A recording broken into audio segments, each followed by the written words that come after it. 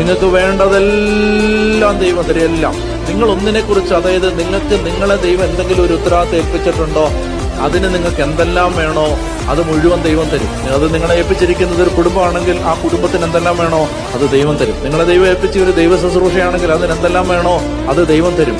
എല്ലാം നിങ്ങളുടെ ജീവിതത്തിനും ഭക്തിക്കും ആവശ്യമായതെല്ലാം ദൈവം പ്രദാനം. എല്ലാം എപ്പോഴാ?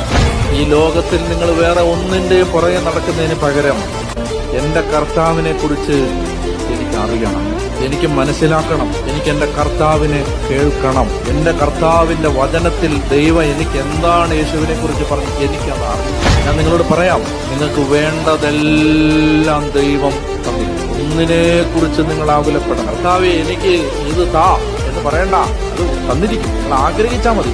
ഇത് ഈ ആഴ്ച ഇത് വേണമല്ലോ, അത് കിട്ടും. കാരണം എന്തറിയാമോ, ഏറ്റവും നല്ലതിന്റെ പിന്നാലെയാണ് നിങ്ങൾ ഓടുന്നതെങ്കിൽ ബാക്കിയെല്ലാം നിങ്ങളുടെ പിന്നാലെ ഓടും.